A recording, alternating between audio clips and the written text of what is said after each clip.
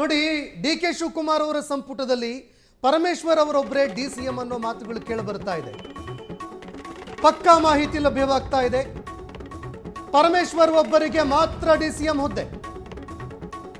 ನಾಳೆ ಸಿಎಂ ಜೊತೆಗೆ ಒಟ್ಟು 14 ಸಚಿವರ ಪದಗ್ರಹಣ ನಡೆಯುತ್ತೆ. ಫ್ರೀಡಂ ಟಿವಿಗೆ ಕಾಂಗ್ರೆಸ್ ಮೂಲಗಳಿಂದ ಮಾಹಿತಿಗಳು ಲಭ್ಯವಾಗ್ತಾ ಇದೆ. ಈಶ್ವರ್ ಖಂಡ್ರೆಗೆ ಕೆಪಿಸಿಸಿ ಅಧ್ಯಕ್ಷಗಿರಿ ಫಿಕ್ಸು. ಕಾಂಗ್ರೆಸ್ನ ಹೈಕಮಾಂಡ್ ನಾಯಕರು ಮಹತ್ವದ ನಿರ್ಧಾರವನ್ನು ಕೈಗೊಳ್ತಾ ಇದ್ದಾರೆ.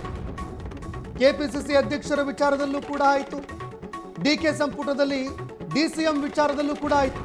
ಪರಮೇಶ್ವರ್ ಒಬ್ಬರಿಗೆ ಮಾತ್ರ ಡಿಸಿಎಂ ಹುದ್ದೆ. ನಾಳೆ ಸಿಎಂ ಜೊತೆಗೆ ಒಟ್ಟು 14 ಸಚಿವರ ಪದಗ್ರಹಣ ನಡೆಯಲಿದೆ. ಫ್ರೀಡಂ ಟಿವಿಗೆ ಕಾಂಗ್ರೆಸ್ನ ಮೂಲಗಳಿಂದ ಮಾಹಿತಿಗಳು ಲಭ್ಯವಾಗ್ತಾ ಇದೆ. ಈಶ್ವರ್ ಖಂಡ್ರೆಗೆ ಕೆಪಿಸಿಸಿ ಅಧ್ಯಕ್ಷಗಿರಿ. ಈಶ್ವರ್ ಖಂಡ್ರೆ ಅವರಿಗೆ ಕೆಪಿಸಿಸಿ ಅಧ್ಯಕ್ಷ ಪಟ್ಟ ಅನ್ನೋ ಮಾಹಿತಿಗಳು ಲಭ್ಯವಾಗ್ತಾ ಇದೆ. ಹೀಗಾಗಿ ಡಿಕೆ ಸಂಪುಟದಲ್ಲಿ ಒಟ್ಟು 3-4 ಡಿಸಿಎಂ ಹುದ್ದೆಗಳು ಸೃಷ್ಟಿಯಾಗುತ್ತೆ ಅನ್ನೋ ಮಾತುಗಳು ಕೂಡ ಕೇಳಿಬರ್ತಾ ಇತ್ತು.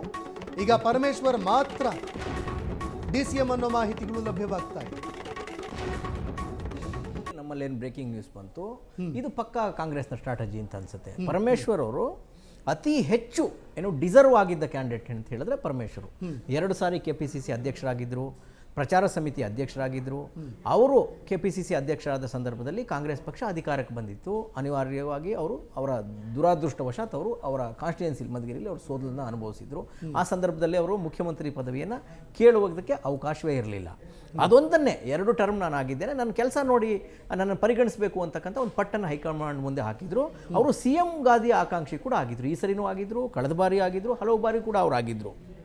ಈ ಹಿನ್ನೆಲೆಯಲ್ಲಿ ಅವರನ್ನು ಡೆಪ್ಟಿ ಚೀಫ್ ಮಿನಿಸ್ಟರ್ ಮಾಡುವ ಮೂಲಕ ಒಂದು ಮೇಜರ್ ಒಂದು ಬೇಡಿಕೆಯನ್ನು ಕಾಂಗ್ರೆಸ್ ಈಡೇರಿಸೋ ಥರ ಕಾಣ್ತಾ ಇದೆ.